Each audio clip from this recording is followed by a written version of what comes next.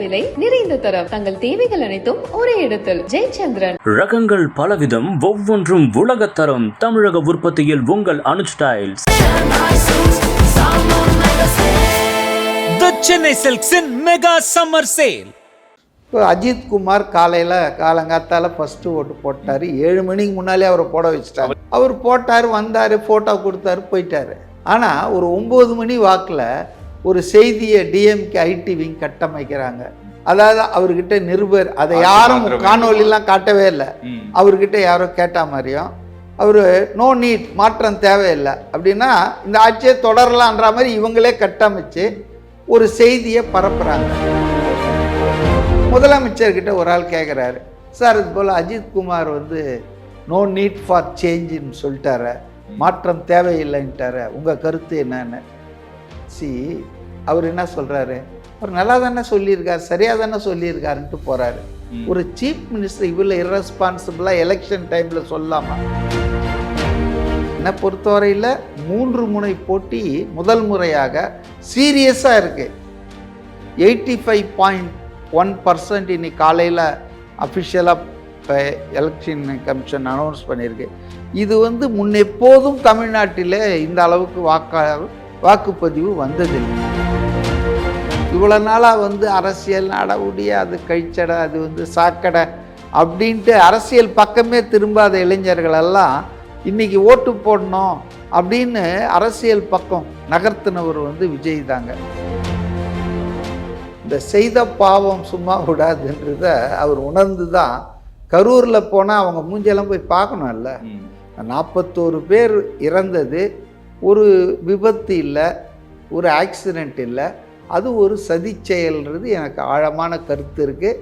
Let us wait for the final findings of the CBI.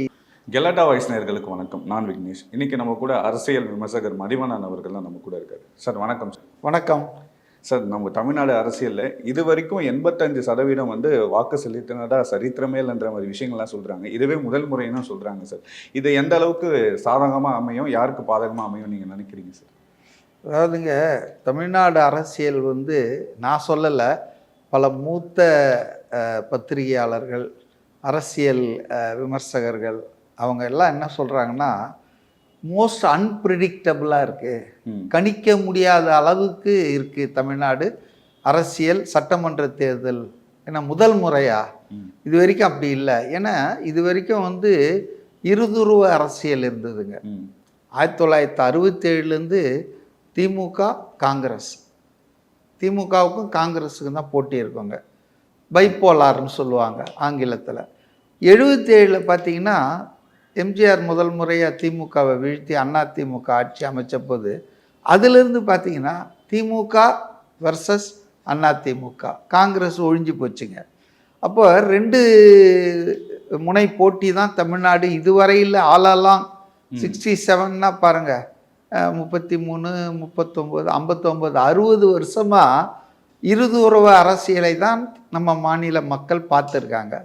ஆனால் first time இந்த history of Tamil Nadu இந்த வாட்டி மும்முனை போட்டி இருக்குது. நீங்கள் கேட்கலாம், சீமான் இருக்காரு, அவர் இருக்காரு, இவர் இருக்காரு, நிறைய பேர் இருக்காங்க, சீமான் மட்டும் இல்லை. ஆனால் நான் என்ன மும்முனை போட்டின்னு சொல்கிறேன்னா, களத்தில் சீரியஸாக போடுறவங்க. இப்போ 234 தொகுதியிலையும் வாழ்வு உரிமை கட்சி தமிழ்நாடு போட்டிருக்காங்க, வேல்முருகன். அதனால் அவர் களத்தில் இருக்கிறாருன்னு ஒத்துக்க முடியுமா? அதனால் என்னை பொறுத்தவரையில் 3 முனை போட்டி முதல் முறையாக சீரியஸாக இருக்குது. ஏன்னா சீமான் இதுக்கு முன்னால் கூட மக்கள் நல கூட்டணி இல்லை, இதுக்கு முன்னால் மக்கள் நல கூட்டணி கூட ஒன்று இருந்தது விஜயகாந்த் தலைமையில். ஆனால் அதெல்லாம் நான் சீரியஸுங்க. அவங்க போட்டி போடுவாங்க நிறைய பேர், ஆனால் மெயின் இது கண்டெஸ்ட் பிட்வீன் 2 கட்சி தான் இருக்கும். தெளிவாக தெரியும், ஒன்று இது இல்லைன்னா அது கணிக்க முடியும். ஆனால் இன்னைக்கு முதல் தடவையாக நான் சொல்ல, சீனியரான ஆட்கள், மூத்த ஜேர்னலிஸ்ட் பலரும் சொல்கிறாங்க, நேஷ்னல் மீடியாவிலையும் பேசுகிறாங்க, இன்றைக்கி தமிழ்நாடு அரசியலை கணிக்க முடியல, ஜட்ஜ் பண்ண முடியல. ஏன்னு சொன்னால், ஒரு எக்ஸ்பேக்டராக விஜய் வந்திருக்காரு. அவர் யார் ஓட்டை எடுக்க போகிறாரு, எவ்வளோ ஓட்டை எடுக்க போகிறாரு, யார் யார்கிட்டலாம் ஓட்டை பண்ண போகிறாரு, ஆன்டி இன்கம்பன்சி சும்மா இருந்திருந்தால் அப்படியே அதிமுகவுக்கு போயிருக்கோம். அதான் நார்மலாக நடக்கும். ஆனால் இப்போ நடுவில் இவர் ஒரு பிளேயராக வந்து ஆக்டிவாக இருக்கிறதால இப்போ அதுலேயும் பெரிய பிளவு வரும். மக்களுக்கு அப்போ ஒரு அந்த option. ஆன்டி இன்கம்பன்சி வந்து பிரிவதால் ஆளுங்கட்சிக்கு ஆதாயம் தானே ஏற்படும். இப்போ உங்களுக்கு எதிராக இருக்கிற 4 எதிரிகளில் ஒன்றா சேர்ந்து அடித்தாங்கன்னா உங்களுக்கு பிரச்சனை, அவங்களுக்குள்ளவே 2 பிரிஞ்சு அடித்தாங்கன்னா உங்களுக்கு வசதி தானே. ஆமாம். ஸோ அதனால் வேரியஸ் ஃபேக்டர்ஸ் இதில் இன்வால்வ் ஆகிடுச்சு. இப்போ அதனால் வந்து இப்போ எவ்வளோ ஓட்டு அதில் எல்லாத்தையும் விட என்னென்னா நேற்று போலிங்கில் ரெக்கார்ட் போலிங் நீங்கள் சொன்ன மாதிரி 85.1% இன்னைக்கு காலையில் அஃபிஷியலாக எலெக்ஷன் கமிஷன் அனௌன்ஸ் பண்ணியிருக்கு. இது வந்து முன்னெப்போதும் தமிழ்நாட்டில் இந்த அளவுக்கு வாக்குப்பதிவு வந்ததில்லை. நம்ம தமிழ்நாட்டில் அதிகபட்சம் 2011 78% தான் த மேக்சிமம் 67லேருந்து. ஆனால் இன்னைக்கு நீங்கள் பார்த்தீங்கன்னு சொன்னால் 85+.1ன்றது அன்இமேஜினபிள், நம்ம கற்பனை கூட பண்ணி பார்க்கல. ஸோ இதுக்கு மெயின் காரணம் வந்து 2 சார் தாங்க. ஒரு சார் வந்து அந்த ஸ்பெஷல் இன்டென்சிவ் ரிவிஷன், இன்னொன்று விஜய் சார். இந்த 2 சார் தான் வந்து இந்த இதுக்கு காரணம். வேறு சில காரணங்கள் இருக்கலாம், மேஜராக இது 2 தாங்க. அதனால் இந்த பர்சன்டேஜ் வாக்குகள் அதிகமானதும் வந்து எழுச்சியோடு உற்சாகத்தோடு ஆர்வத்தோடு காலையிலேயே வந்து இளைஞர்கள், அதாவது ஃபஸ்ட் டைம் ஓட்டர்ஸ், இவ்வளோ நாளாக வந்து அரசியல் நடவுடைய அது கழிச்சடை, அது வந்து சாக்கடை அப்படின்ட்டு அரசியல் பக்கமே திரும்பாத இளைஞர்களெல்லாம் இன்றைக்கி ஓட்டு போடணும் அப்படின்னு அரசியல் பக்கம் நகர்த்தினவர் வந்து விஜய் தாங்க. பட் ஆனால் நான் நேற்று ஈவினிங்லேருந்து என்ன வாட்ச் பண்ணுறேன்னா, தமிழ்நாட்டு இந்த ஊடகங்கள் இருக்காங்களா, ஆளுங்கட்சிக்கு ஆதரவு ஜால்ரா ஊடகங்கள், அவங்கெல்லாம் இப்போ என்ன ஓவர் டைம் ஒர்க் பண்ணுறாங்கன்னா, இல்லை இது ஒன்றும் அவ்வளோ ஒன்றும் பெருசு இல்லை, வழக்கமான தேர்தல் தான், இன்னும் ஒரு 25 லட்சம் பேர் கூடுதலாக ஓட்டு போட்டிருக்காங்க நம்பரில், பர்சன்டேஜ் வந்து அது சாரில் போயிடுச்சு இது போயிடுச்சுன்னு இவங்க என்ன கட்டமைக்க விரும்புகிறாங்க. இப்போ 25 லட்சம் பேருன்றது அதிகம் தானே சார்? ஏங்க போன முறை திமுக அதிமுகவுக்கு நடுவுலே 1.5 லட்சம் தாங்க வாக்கு வித்தியாசமே, ஜஸ்ட் 1.5 lakhs. அதனால இவங்க வந்து என்ன அவங்க நினைக்கிறாங்கன்னா, தமிழ்நாட்டில் இருக்கிற அடிமை ஊடகங்கள், மெயின் ஸ்ட்ரீம் டிவி சேனல் எல்லாமே விஜய் ஒன்றும் இல்லை, விஜயால் இந்த எழுச்சி வரல, இந்த பூனை கண்ணை முடிக்கினா பூலோகம் இருந்துடுவாங்களே, அது மாதிரி இவங்கெல்லாம் என்ன நினைக்கிறாங்கன்னா, விஜய் என்றவருக்கு இருக்கக்கூடிய கிரவுண்ட் ஸ்வெல் ஆஃப் சப்போர்ட், நம்ம ஏதோ அவர் ஒரு சினிமா நடிகர் கவர்ச்சின்னு நம்ம பார்க்கல. அவர் திருப்பூர் போகிறாரு, என்ன அளவுக்கு கூட்டம், தூத்துக்குடி போகிறாரு, திருநெல்வேலி, அவர் எங்கே போனாலும் ஆள் காசு இல்லாமல் வரான், செலவு பண்ணிட்டு வரான். மற்ற எல்லா அரசியல் கட்சிகளும் செலவு பண்ணி கூப்பிட்டு வராங்க ஆளுங்களை. ஸோ இதெல்லாம் நம்ம பார்க்கும்போது அவர் வந்து ஒரு பெரிய எக்ஸ்பேக்டராக இருக்காரு, ஆனால் கணிக்க முடியல. எல்லாரும் கேட்கக்கூடிய கேள்வி, வேடிக்கை பார்க்க வராங்க, ஓட்டா மாறுமான்ற மாதிரி விஷயங்களும் சொல்றாங்க. வேடிக்கை பார்க்க வர்றவன் மொட்டை வெயிலில் 2 மணிக்கு வந்து நின்றுட்டு இருக்க மாட்டான். ரைட்.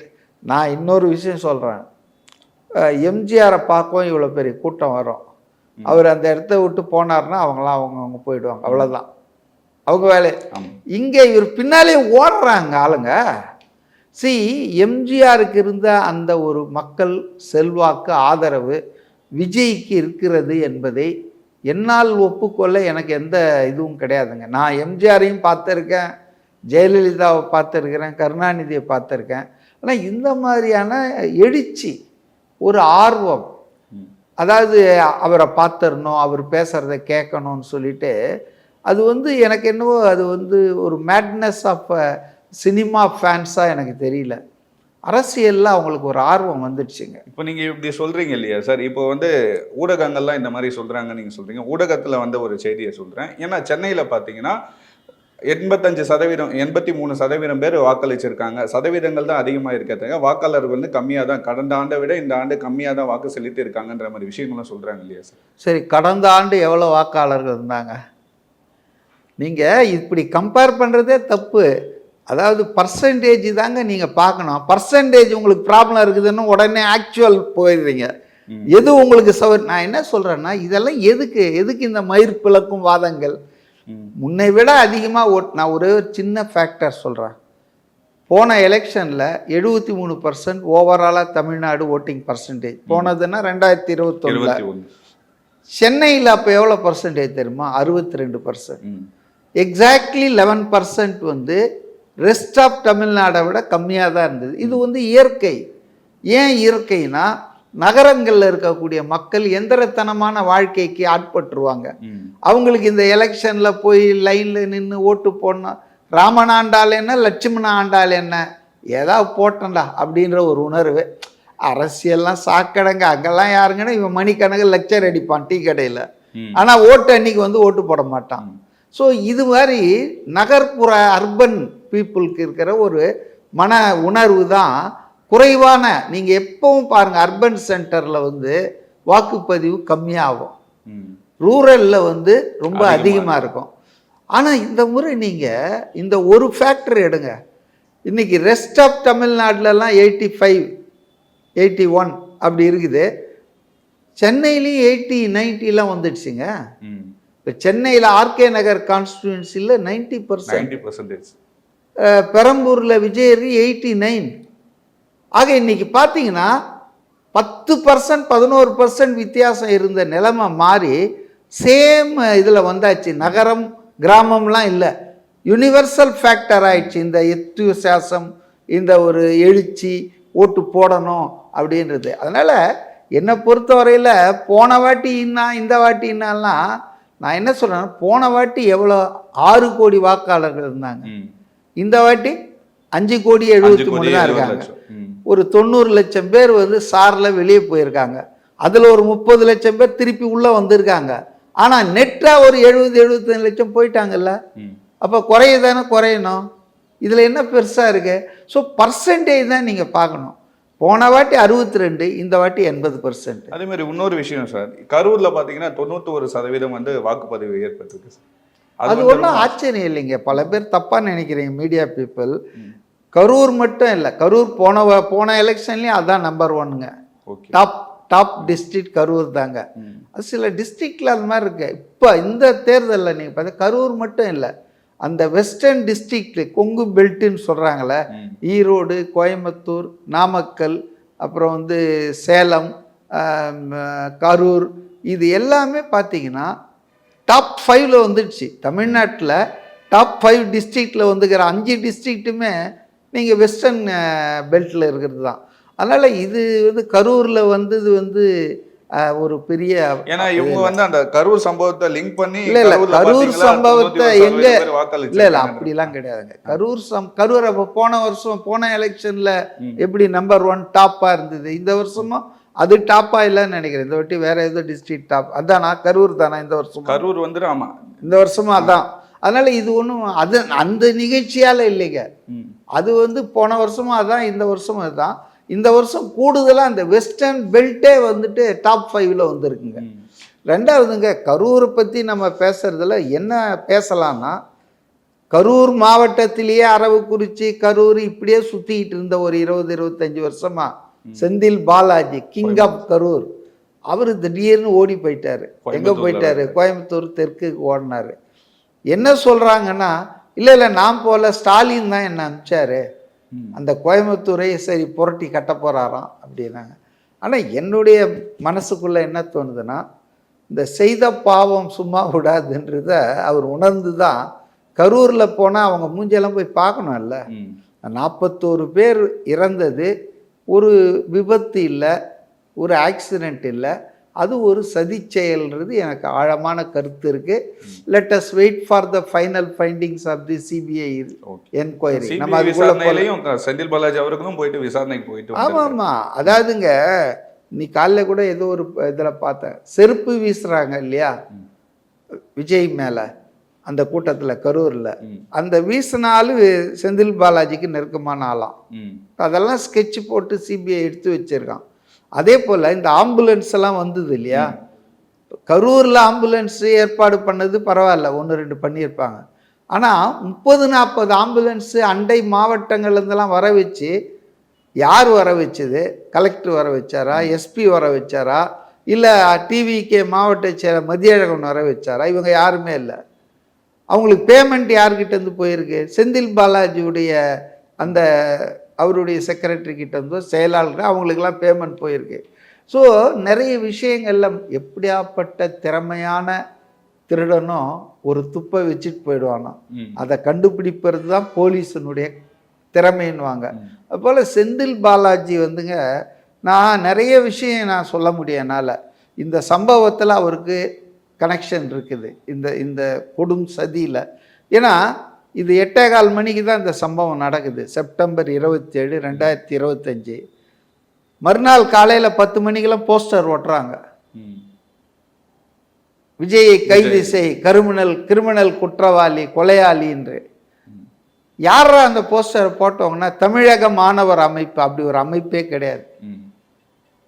இதை யார் பிரிண்ட் பண்ணாங்க, எங்கே பிரிண்ட் பண்ணாங்க, யார் ஒட்டினாங்கன்றதெல்லாம் திமுக ஆதரவாளர்கள் தான். சொல்லப்போனால் அந்த ஒட்டுறவங்க பேசிகிட்டு இருக்கிற காணொலி கூட நான் கேட்டேன். இவருக்கு செந்தில் பாலாஜிக்கு ஒரு 4-5 செக்ரட்டரிங்க இருக்காங்க. மந்திரிக்கு தனிச்செயலாளர்கள் இருப்பாங்க இல்லையா, உணவுத்துறைக்கு, டாஸ்மாக்கு வசூல் பண்ணுறது, இந்த மாதிரி அவர் 4-5 செக்ரட்டரி. அதில் ஒரு செக்ரட்டரி பேரை சொல்லி அவர் தான் வந்து ஒட்ட சொன்னார்னு சொல்கிறாங்க ஒட்டிகிட்டு இருக்கிறவங்க. அவங்களுக்கு ஒன்றும் தெரியாது. ஒருத்தர் கேட்குறாரு, என்னப்பா யார்ப்பா ஒட்டினது? இல்லை அண்ணா இவர் தான் ஒட்ட சொன்னார். ஸோ இதில் வந்து இந்த சதியில் வந்து திமுகவுக்கும் செந்தில் பாலாஜிக்கும் சம்பந்தம் இருக்குதுன்றது என்னுடைய ஆழமான நம்பர் டே 1லேருந்து எனக்கு இது இருக்குது. உதாரணத்துக்கு அவருக்கு வந்து ஏதாவது வந்து கூடுதல் தகவல் இதை பற்றி தெரிஞ்சிருந்தா அவர் என்ன பண்ணியிருக்கணும்? மறுநாளே போயிட்டாங்க அந்த அம்மா, அந்த இவங்க பேருனா அந்த நீதியரசர், 1 மேன் ஜுடிஷியல் கமிஷன் போட்டாங்களா, அருணா ஜெகதீஷ், அவங்கக்கிட்ட சொல்லலாம் எனக்கு இது இருக்குங்கன்னு. இல்லைன்னா தமிழ்நாடு இந்த ஹைகோர்ட் தனி நீதிபதி ஒரு இவர் அஸ்ராகருக்கு தலைமையில் ஒரு எஸ்ஐடி ஃபார்ம் பண்ணார், அங்கே சொல்லியிருக்கலாம். அதெல்லாம் விட்டுட்டு இவர் ப்ரெஸ் கான்ஃபரன்ஸ் போட்டு பவர் பாயிண்ட் ப்ரோக்ராம் போட்டு இங்கே பாருங்கள் பாட்டில் வருது, இங்கே பாருங்கள் இது வருது, செருப்பு வருதுன்ட்டு இவர் ஒரு டெலிவைஸ்டு கான்ஃபரன்ஸ் நடத்துகிறாரு. யார் இவரை வந்து எங்கப்பன் குதிரைக்குள்ளேன்னு வர சொன்னுச்சு? ரெண்டாவதுங்க, இவர் வந்து சம்பவம் நடந்து ஆஸ்பத்திரிக்கு முதல் ஆள் வரும்போதே லைவ் போட்டுட்டு ஃபேஸ்புக்கில் வந்து நிற்கிறாரு. எனக்கு கரூரில் நிறைய ஃப்ரெண்ட்ஸுங்க இருக்காங்க, தோழர்கள் இருக்காங்க. அவங்க சொன்னது என்னென்னா, அன்றைக்கி கரூரில் அந்த சம்பவம் போது ஒரு 100-200 திமுக ஆட்கள் கரை வெட்டிட்டு அந்த ஆஸ்பத்திரியில் நின்றுட்டு இருந்திருக்காங்க. எதுக்காக அவங்க நின்னாங்க? அதுக்கு முதல் நாள் பத்திரிகை ஒன்று வந்திருக்குது கரூரில். அந்த பத்திரிகையில் செய்தி என்னன்னா, நாளைக்கு நடக்கிற விஷயத்தை வந்து எப்படி டீல் பண்ணுறதுன்னு கழக முன்னணியினரோடு நம்ம உட்காந்து பேசினாங்க அப்படின்னு ஒரு செய்தி வந்திருக்குது. என்றைக்கு 26 செப்டம்பர் ஆச்சுங்களா? அது எல்லாத்தையும் விட எனக்கு என்னன்னு சொன்னால், இப்போ இவர் வந்து இந்த சம்பவம் நடந்தது, இந்த சம்பவத்தில் நான் உதவி பண்ண போனேன், என்ன ஏன் கூப்பிடுறாங்க, எல்லாரும் தான் எல்லா கட்சிக்காரன் தான் போகிறாங்கன்னு சொல்கிறாரு. எல்லா கட்சிக்காரங்களும் போனாங்க, ஆனால் யாரும் லைவ் போட்டுட்டு போல, புரியுதுங்களா? யாரும் ஆம்புலன்ஸை வர வைக்கல. இப்போ இந்த கரூர் சம்பவம் வந்து எலெக்ஷன் தீர்ப்புல வந்து இப்போ ரிசல்ட்ல வந்து பாதிப்பை எதனா ஏற்படுத்த வாய்ப்பு இருக்குமா சார்? த்ரூ அவுட் தமிழ்நாடு பெரிய அளவுக்கு இம்பேக்ட் இருக்கும்னு நான் நினைக்கல. கரூர் மாவட்டத்தில் இருக்கிற அந்த 4 தொகுதி இருக்கு இல்லையா, 4 தொகுதியில் வந்து திமுகவுக்கு அது ஒரு பெரிய பின்னடைவாக இருக்கும். ஏன்னா மக்களுக்கு தெரியும் இல்லை, ஆஃப்டர் ஆல் அந்த கரூர் மக்களுக்கு, லோக்கல் பாப்புலேஷனுக்கு தெரியும் யார் இவர், யார் என்ன பண்ணாங்கன்ட்டு. ஸோ கரூரில் வந்து திமுகவுக்கு வந்து அது ஒரு பெரிய வீக்னஸாக இருக்கும். அடுத்தது தளபதி ஓடிட்டார்ல, அங்கே முன்னால் இருந்து சண்டை போட்டு தாவேகாவின் தவறு, அதனால தான் 41 பேர் பலியாகினாங்கன்னு பேசிகிட்டு இருக்கிறவர் களத்தில் அங்கே போல, அதுக்கு பதிலாக கோயம்புத்தூர் தெற்குக்கு ஓடிட்டார். அதனால் வந்து கரூரில் பாதிப்பு இருக்கலாம் அந்த மாவட்டத்தில் உள்ள 4 சட்டமன்ற தொகுதியில். மற்றபடி தமிழ்நாடு பூரா அது பாதிப்பு ஏற்படுத்தும் நான் நினைக்கிறேன். Okay sir. ஏன்னா நம்ம எலெக்ஷனில் தமிழ்நாட்டில் இது வரைக்கும் வரலாறு காணாத 85% வாக்கு செலுத்தி இருக்காங்கன்னு பேசினாலுமே பஸ்ஸுக்கு வெயிட் பண்ணி போதிய வசதிகள் பண்ணலை, அந்த மாதிரி வந்து சமூக வலைத்தளங்களில் ரொம்ப நிறைய பேர் வீடியோஸ் நம்ம ஃப்ரெண்ட்ஸே பல பேர் முதல் நாள் இப்போ 23 தேர்தல், 22 நைட்டு வண்டியை பிடிச்சா 23 காலையில் போய் இறங்க போகிறாங்க. தமிழ்நாட்டில் எந்த மூலையிலேருந்து எந்த மூலைக்கும் ஓவர் நைட் ஜர்னி தான். தேர்தல் வந்து காலையில் 7 மணிக்கு ஆரம்பித்தா சாயந்தரம் 6 மணி வரைக்கும் இருக்குது. அதனால் பல பேர் பல சிக்கல் காரணமாக முதல் நாள் ராத்திரி போய் கேளம்பாக்கத்தில் நின்றுட்டு இருந்திருக்காங்க. ராத்திரி 2 மணி வரைக்கும் தேர் இஸ் நோ பஸ். அதனால் அவங்க ஆர்ப்பாட்டம்லாம் பண்ணுறாங்க. பண்ணும்போது நான் பார்த்த அந்த காணொலி டிவிக்கே கோஷம் போடுறாங்க. அப்போ ஏன் வந்து இதெல்லாம் என்ன எலெக்ஷன் நாளைக்கு ஜனங்க போவாங்க? ஏங்க வெளிநாட்டிலேருந்து லட்சக்கணக்கான பேர் வந்திருக்காங்க. துபாய், சிங்கப்பூர், இந்த மாதிரி மஸ்கட்லேருந்தெல்லாம் ஓட்டு போடணுன்ற ஆர்வத்தோடு பல 1000 ரூபாய் செலவு பண்ணிட்டு வந்திருக்கான். அப்போ இங்கே ட்ரெயின் விடணும், பஸ்ஸு விடணும், அதுக்கு யார் ஏற்பாடு பண்ணணும்? போக்குவரத்து அமைச்சர் தானே ஏற்பாடு பண்ணணும். அதனால வந்துங்க உள்ளூர்ல இருக்க மக்களுக்கு போதிய வசதிகள் பண்ணி கொடுக்கல. போதிய வசதியும் பண்ணி தரல. குறிப்பாக நான் பார்த்தேன் சீனியர் சிட்டிசன்ஸ் எல்லாம் ரொம்ப அவஸ்தைப்பட்டாங்க. அவங்களுக்கு ஒரு செப்பரேட் அரேஞ்ச்மெண்ட்டும் இல்லை. அவங்க ஏதோ ஓட்டு போகிறதுக்கு நிற்க முடியல, பாவம். ரொம்ப 90 வயசான ஆட்கள் அவங்களாம் வந்துட்டு வாக்குச்சாவடிக்கு வராங்க. அவங்களுக்கு ஏதாவது ஒரு ப்ரெஃபரன்ஸ் கொடுத்துருக்கலாம். அது எதுவுமே இல்லை. அவங்களும் காமன் க்யூவில் நிற்கிற மாதிரி பண்ணி it is not properly organised. அது மட்டும் நான் சொல்லுவேன். அதே மாதிரி இன்னொரு விஷயமும் சொன்னாங்க சார். நிறைய பேர் என் ஃப்ரெண்ட்ஸுமே பஸ் ஏறினாங்க. நைட்டு 10 மணிக்கு ஏறினவங்க காலையில் 8 மணிக்கு பார்த்தீங்கன்னா விழுப்புரம் தான் போய் சேர்ந்துருக்காங்க. ஆனால் அவங்க அதிகபட்சம் ரொம்ப தூரம் ட்ராவல் பண்ணுறவங்க 6 மணிக்கு போய் ஓட்டு போட முடியலன்ற மாதிரி நிறைய பேர் சொன்னாங்க. சப்போஸ் இவங்களுக்கு போதிய வசதி பண்ணி கொடுத்து பஸ் வசதியெல்லாம் இருந்துச்சுன்னா 90% கூட நெருங்கி இருக்குன்ற மாதிரியும் சொல்லுவாங்க. இருக்கலாம். ஆனால் இதுக்கெல்லாம் வந்து ரொம்ப நம்ம உள்ளுக்குள்ளே போய் இதுக்கெல்லாம் பிளான் பண்ணியிருப்பாங்க சில பேர், அல்லது ஒரு குரூப் அப்படின்னு நம்ம நினைக்கிறது சரியில்லை. நம்ம கொஞ்சம் முன்னெச்சரிக்கையாக போயிருக்கணும். அதுனா நெக் ஆஃப் தி மூமெண்ட் நம்ம கிளம்புறோம். தேர்தல்னு நமக்கு தெரியும். ஏன் ஒரு நாள் முன்னாலே போய் வீட்டில் உட்கார்றதுக்கு என்ன? இதெல்லாம் நமக்கு ஆன்டிசிபேட் பண்ணோம். இல்லை, பொறுப்பில்லாத தன்மை தாங்க. ரெண்டாவது, இந்த ஓட்டு போடுறதுல வந்து 100% கொண்டு வரணும்னு காட்டுற அக்கறையை தேர்தல் ஆணையமும் அரசாங்கங்களும் ஃப்ரீ அண்ட் ஃபேராக அது இருக்கணுன்றதுல காட்டணும். இல்லை, 100% பேர் போட்டால் காசு வாங்கிட்டு போதுமா? 1500 ரூபா ஒரு ஓட்டு கொடுக்குறாங்க திமுக. வில்லிவாக்கம் தான் நான் தொகுதி. எங்கள் வீட்டில் வேலை செய்கிறவங்கெல்லாம் சொல்கிறாங்க, வந்து கூப்பிட்டு கொடுக்குறாங்க திமுக சார்பாக. அதிமுக சார்பாக 1000 ரூபாய் கொடுத்துருக்காங்க. ஸோ முதல்ல இந்த மணி பவர், மசில் பவரை பாருங்கள். நேற்று சாயந்தரம் துறைமுகத்தில் ஒரு அமைச்சர் சேகர் பாபுக்கு அங்கே என்னங்க வேலை? மேபி ஏ கேண்டிடேட்னா அவர் ஒரு மினிஸ்டர்ன்றதால அவர் ஒரு சீப் போலிங் ஏஜெண்ட்டை கொடுத்துருக்கலாம். அவர் எல்லாம் பார்த்துக்குவார். ஆனால் இவர் போய் அங்கே நின்றுன்னு கடைசி நேரத்தில் சொல்கிறாங்க. அந்த எதிர்த்த வேட்பாளர் தாவேக்கா சொல்கிறாரு, இந்த மாதிரி வந்து அசோக் அவர் வந்து கள்ள ஓட்டு போட முயற்சி பண்ணாங்க 3 மணிக்கு மேலே, நாங்கள் அதை தடுத்தோம், மிரட்டினாரு, இப்படி குத்தினார் மொபைல் ஃபோனில்னு அவர் ஒரு பேட்டி கொடுக்குறாரு. எது உண்மைன்னு நமக்கு தெரியும். ஆனால் ஒரு மினிஸ்டர் இப்படிலாம் நடந்துக்க கூடாது. நீங்கள் ஒரு பொறுப்பில் இருக்கீங்க, அப்போ வந்து நீங்கள் வந்து இதுக்கெல்லாம் இடம் கொடுக்கக்கூடாது. இல்லை, அவர் அங்கே இறங்கி வந்து மிரட்டுறது, விபரீதத்தை விளைவு பார்ப்பேன்லாம் பேசுறது, அதாவது எந்த அளவுக்கு அவங்க கொஞ்சம் அச்சமாயிருக்காங்க. முன்னாலெல்லாம் நான் இந்த நியூஸ் படிக்கும்போது பார்ப்பேன், திமுக தள்ளுமுள்ளு, மோதல், அடிதடி, இப்படி தான் வரும். இப்போ இன்னைக்கு பேப்பர் எடுத்து பார்த்தா ஃபுல்லாக திமுக. இப்போ விஜய் சொன்னது கரெக்டாக போச்சே. ஃபைட் 2 பேருக்கு இடையில தான், தாவேக்கா திமுக. அப்போ அதுதானே இப்போ களத்தில் இருக்குது. அவர் சொன்ன அப்போ அவருக்கு எல்லாம் தெரியுது. இல்லை, அவர் சொன்ன மாதிரி தானே இருக்குது. எங்கே அதிமுக எங்கே வந்து ஃபைட் பண்ணியிருக்காங்க சொல்லுங்கள். சொல்லப்போனால் இவங்க 2 பேரும் சேர்ந்துக்கின்னு விஜய் ஆட்சிக்கு வர்றதை தடுக்கிறதுக்கு வேலை கூட பண்ணுவாங்க. ஏன்னா புதுசாக ஒரு ஆள் வர்றதை பழைய ஆளுங்க ஒத்துக்க மாட்டாங்கல்ல. அது மாதிரி இன்றைக்கி வந்துங்க நம்ம வந்து ஜனநாயக தீர்ப்பை ஏற்க போகிறோம், மக்கள் தீர்ப்பு. ஆனால் இந்த மக்கள் தீர்ப்பு 4ஆம் தேதி தான் தெரிய போகுது. அதுக்குள்ளவே இது ஒன்றும் மாற்றம் இல்லை. ரொம்ப சில்லறத்தனமான விஷயம் மட்டும் நான் சொல்கிறேன். இப்போ அஜித்குமார் காலங்காத்தால ஃபர்ஸ்ட் ஓட்டு போட்டார். 7 மணிக்கு முன்னாலே அவரை போட வச்சுட்டாங்க. அவர் எப்பவுமே அப்படிதான் வருவார். ரைட், எப்பவுமே வரலாம். ஆனால் 7 மணிக்கு தான் ஓட்டுனா 6:57 அவர் அலோவ் பண்ணியிருக்கூடாது. மேபி ஃபிலிம் ஸ்டார், ரைட்டா? ரைட், அது ஓகே, நம்ம அது அவங்க டிஸ்கிரிப்ஷன். அவர் போட்டார், வந்தார், ஃபோட்டோ கொடுத்தாரு, போயிட்டார். ஆனால் ஒரு 9 மணி வாக்கில் ஒரு செய்தியை டிஎம்கே ஐடி விங் கட்டமைக்கிறாங்க. அதாவது அவர்கிட்ட நிருபர் அதை ஆட்சி யாரும் மாற்ற வேண்டுமா? காணொலிலாம் காட்டவே இல்லை.